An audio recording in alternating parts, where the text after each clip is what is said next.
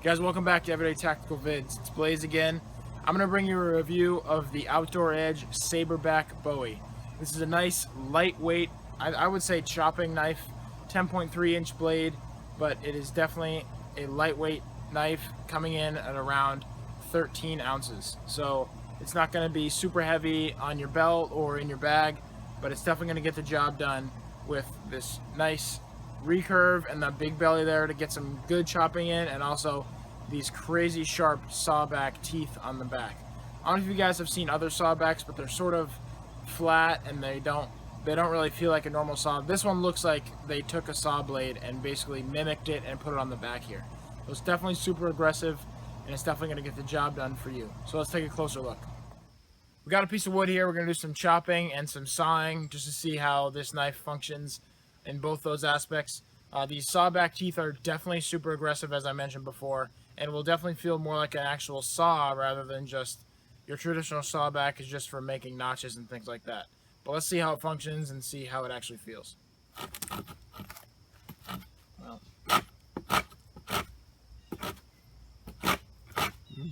Interesting. it doesn't want to go back and forth.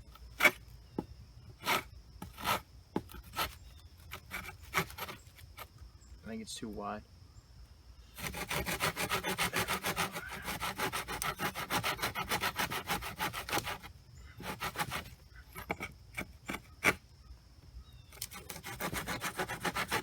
So guys, as you can see here, I started to try to do different positions and different angles and handholds on this blade here and tried to saw it in different ways, but it just kept getting stuck. It would go for a little bit and then get stuck again. So I think this piece was just too wide for that small sawback on the back there, but anything smaller than this I would just kind of hack away anyway.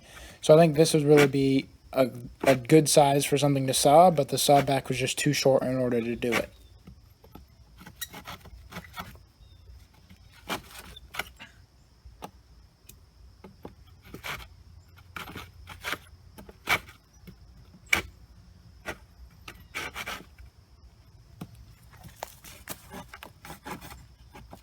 Yeah, it's not going past there.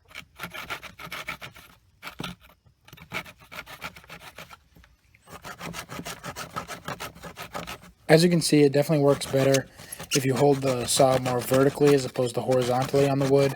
But still, again, keeps getting bound up no matter how I hold it or how I angle it. It really just gets bound up in the wood.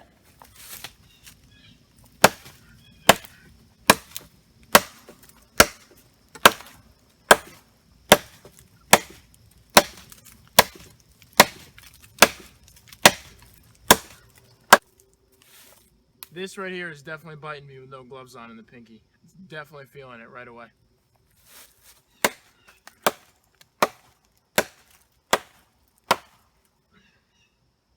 Yeah. Yeah, that is painful. I'm gonna choke up a little bit up here to see if I can avoid that bumping with my pinky right there, but it's definitely painful and almost can't chop anymore because it hurts.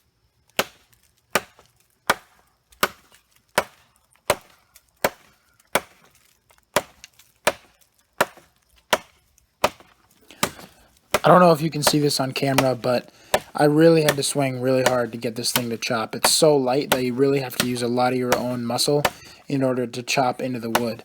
Some other heavier choppers, even like a hatchet or a heavier knife, are just going to be easier to do because you don't have to put as much effort in to chop down.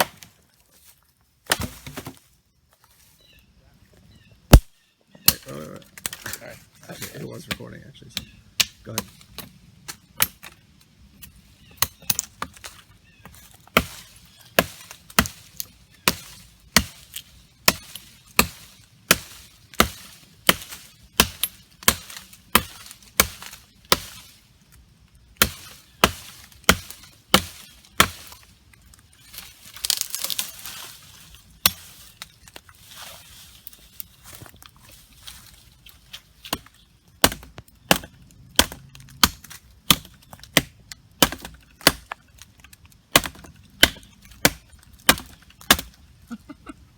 It's hitting this thing.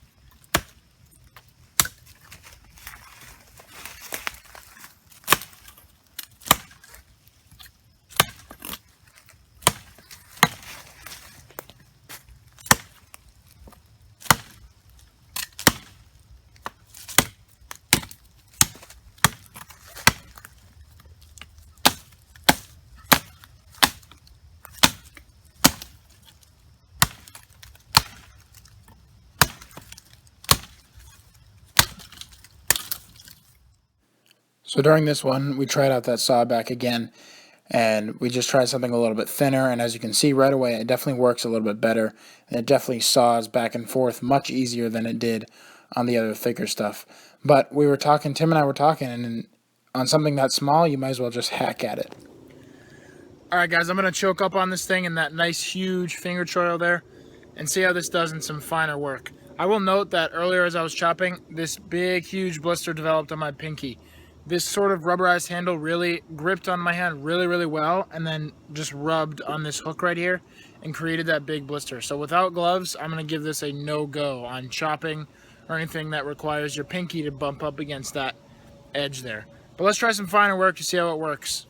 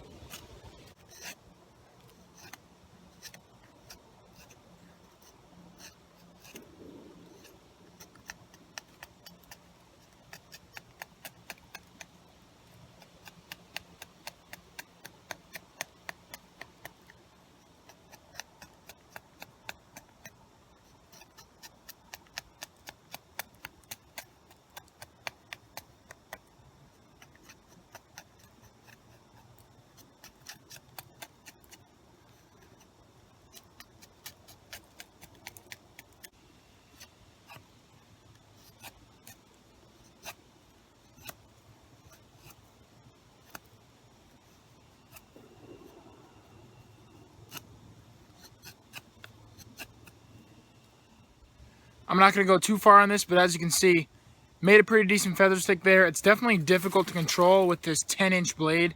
It's just kind of hard. It took me a while to get this going. It's hard to control that in there, but in a pinch it would definitely work, and it definitely does those finer tasks. Makes those nice curves, honestly, surprisingly well for such a big blade. I will definitely say again, it took me a long time to get this started and get it to the way I wanted it, but because it's hard to control, but it definitely worked. And it would definitely do the job if you needed it to. Alright, here's what this looks like on my belt. I have it in the dangler option right now. You can have it up here if you wanted it to bend down so it gets in frame. But you can have it up here if you wanted to ride like this. I don't like that because it tends to stab me, poke me in the side up here. So I just have it in this dangler form. I will note that the top end here is pretty aggressive, so I end up bumping my arm on it. It kind of pokes me, but to get out, you just unsnap these two snaps and pull it right out like that. The downside of this nylon sheath is these sawback teeth are very sharp. So it definitely cuts up the backside of that nylon. And I can tell you right now that this sheath is not going to last long. So if this is something that you like, if this is a knife that interests you, you definitely want to upgrade the sheath eventually. Alright guys, we're going to do some quick batoning here. I'm just going to go through this one piece of log a few times. But to see how this thing can handle it and see what it'll do.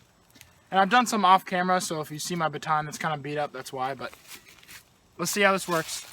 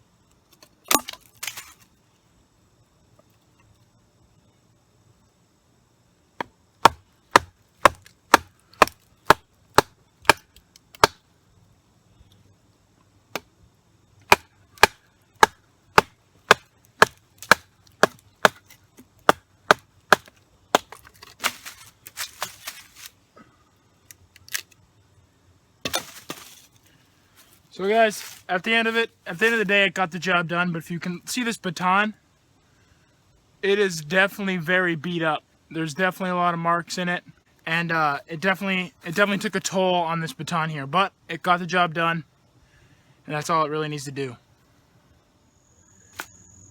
So wrapping up on the Outdoor Edge Saberback Bowie, not my personal favorite. For me, for my area, for the applications, I would need a larger knife like this. This doesn't quite do the job for me. In theory, these teeth are really sharp. It looks like they really work, but they're really too short to apply to anything useful. They work on smaller branches, but at that point, I just hack them down anyway. So this handle, again, in theory, that hook is really nice, but because of this rubberized texture, without gloves on, it really bites into your hand. And like I said, left me this big blister on my pinky, and then I got another one, I don't know if you can see that yet, on my thumb.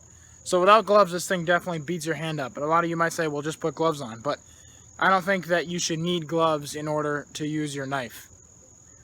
So for me and my application, this is not going to be the knife for me. I'll take a BK9 or a SE Hunglis or things like that. That'll be better for me. But this thing does really well at clearing down small things. So if you want something, if you need to clear down a lot of brush, the brush demon that Tim reviewed will do the job. This will also do the job. If you don't want something quite as long, this does work. The Saberback teeth kind of make me nervous sometimes if I'm swinging it up high or something. I'm scared of these super sharp teeth right next to my face. So overall, in theory, it is a great knife, but in execution, not really my favorite. Not really great for me. But for $45, if it looks like something you might want, it's worth just checking out anyway. I really like Outdoor Edge. A lot of their other products that I've checked out, I really like. But this one's not my favorite. So guys, thanks for watching this review. Thanks for checking out Everyday Tactical Vids. Be sure to check out Outdoor Edge. Like I said, they have some great products that I really like. The Leduc is a product that I'm reviewing soon. I really like that knife. So check out their site. Check us out on other social media sites. Guys, thanks for watching. We'll see you next time.